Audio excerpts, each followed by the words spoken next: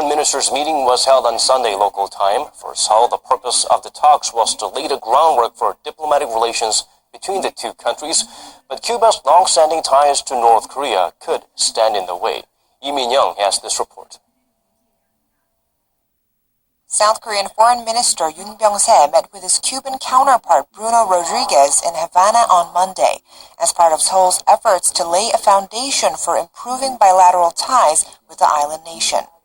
During the historic talks, Minister Yoon reportedly conveyed Seoul's desire to establish diplomatic ties with Cuba. We are expecting to maintain close ties with Cuba by continuing talks on various levels, and South Korea is mapping out subsequent consultations with the state on many other issues as well.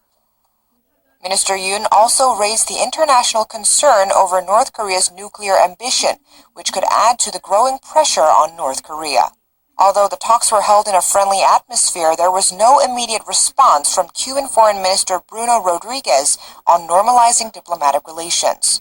Experts say that is because of the possible backlash from North Korea, which has maintained close relations with the Caribbean states since 1960.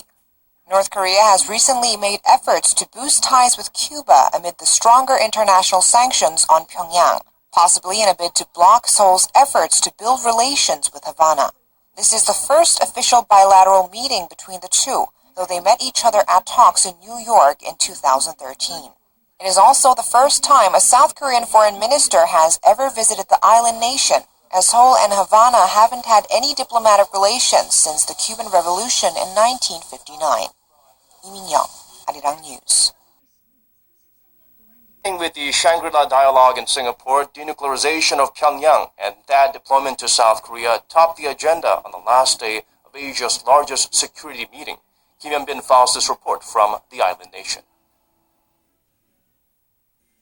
Chinese Admiral Sun Jianguo used a speech to global defense chiefs Sunday to highlight his country's efforts in pursuing a nuclear-free Korean peninsula. Sun took the podium on the final day of the three-day Asia Security Summit, dubbed the Shangri-La Dialogue. China has made significant efforts and has been under a lot of pressure. We have done a lot to maintain peace and stability in the Northeast Asian region and to denuclearize the Korean peninsula. The Deputy Chief of China's Central Military Commission added that the deployment of the U.S.-led missile defense system THAAD to South Korea will undermine Beijing's national security. As a serviceman, it is more than clear that the deployment of THAAD far exceeds the scope of defending against North Korea and affects China's security. China claims the U.S. military's THAAD radar system in South Korea could be used to spy on Beijing's military activities, in addition to its stated task of detecting and shooting down North Korean missiles. Seoul and Washington want to deploy THAAD to better protect the South against the ever-growing threat posed by Pyongyang's missile and nuclear program.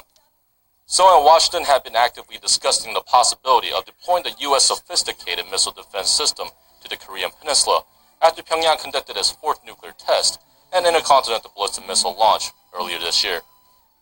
Experts say China needs to put more effort into denuclearizing North Korea and dismantling the regime's missile programs, or the issue is likely to remain a thorn in Seoul-Beijing relations. Kim Hyun-bin, Arirang News, Singapore.